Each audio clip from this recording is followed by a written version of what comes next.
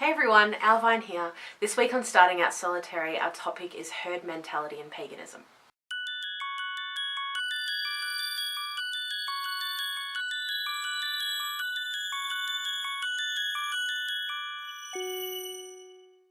So herd mentality.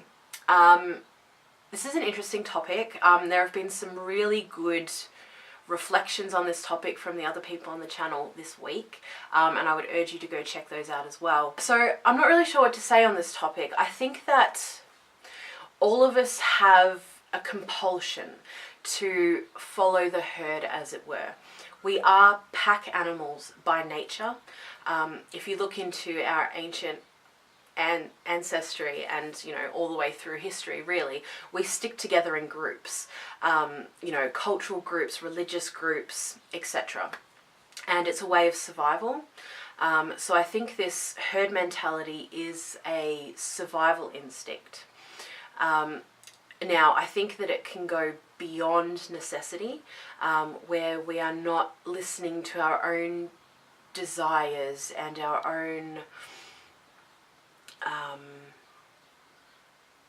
and the ways that we want to go ourselves, but it's called checking by other people or checking by ourselves first. So what many people do, and I think people who are stuck in this herd mentality, they check by others first. So what that means is when they have an idea or something they want to do or behavior they're going to act out or whatever, they think about what others would think of them first.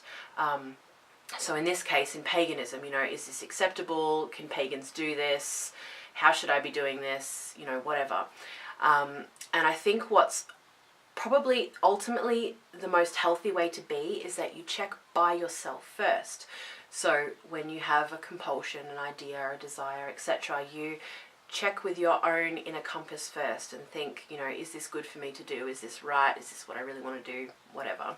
And later on, maybe check by other people. So is this not going to hurt anyone? Or whatever. So I think when we get stuck in herd mentality, it's checking all of that stuff with others first before ourselves. I think as well, we are very much trained into this, this idea of not rocking the boat is like ingrained into us in our society, and something which I think again stems from ancient survival instincts.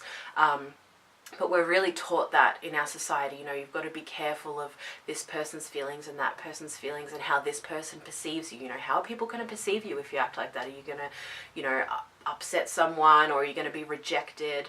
Are you going to be kicked out of the group? And I think that can, that fear can hold some people in herd mentality. Also, if there's a lack of self-confidence, if someone's not sure of themselves, or if they really have this desire to belong, if they have a fear of rejection, then it's much more likely that someone would kind of just want to blend in with the crowd and stay in that group and not rock the boat. And if they do have an idea or something that's a little bit out there, or something that they think people may disapprove of, they won't go along with it because of that fear of whatever it may be. And I think it's really healthy to reach a point where we break away from that a little bit. I think it's very common to really slip into a group, whatever it may be, not just paganism, it can mean absolutely anything. We're all in many different kinds of groups in our lives, school, work, the neighborhood, whatever.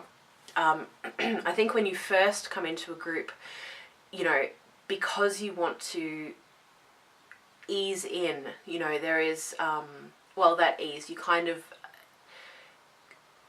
what's the right word? Compromise, but just, sort of fit in and kind of feel out how things are done and all that kind of thing, and you kind of just blend a little bit. I know that was my own experience, kind of coming in, and I know I've heard a lot of other people, say it, particularly when they first start out, they're asking questions about how they should be doing things and what's acceptable.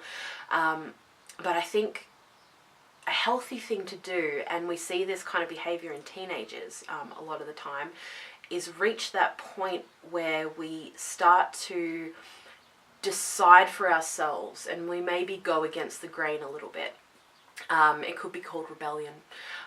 Some people call it that, but I think it's more than that. It's becoming your own person. It's diving into yourself and, you know, going by your own desires first, and then deciding, you know, if it fits within a group structure or, you know, whatever it may be. And sometimes it doesn't fit, and that's okay. You know, you can go your own way, particularly with something like spirituality. You know, when we talk about this group of paganism, you know, it's so vast and huge and varied.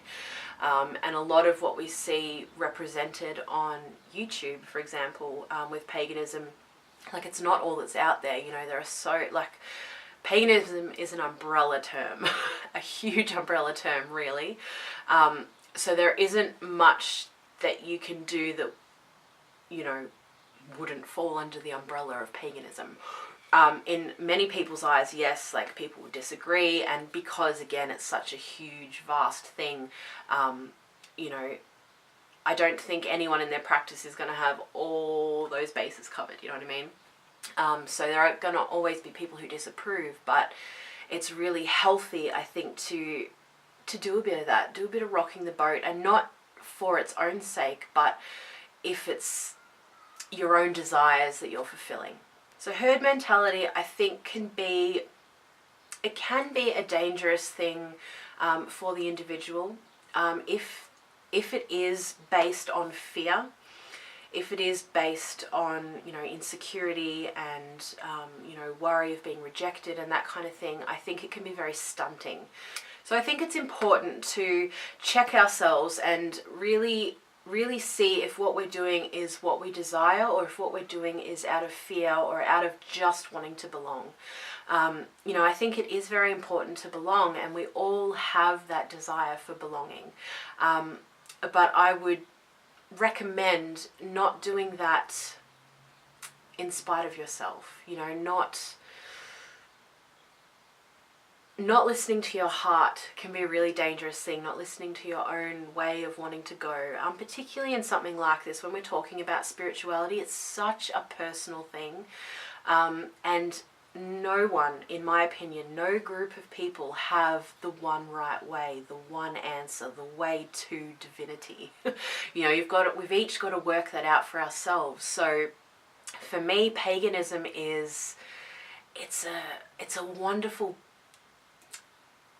way for me to engage in my spirituality, and I absolutely love it. But there are many things I do which others wouldn't approve of, and there's many things I don't do which others wouldn't approve of me not doing. But ultimately this is about me and my divine experience, and I think it's really important to always be checking ourselves to make sure that we are not just following the crowd, but that we really are engaging in our own experience in whatever group we may be in. Thank you guys so much for watching, and I'll see you next week on Starting Out Solitary. So much love.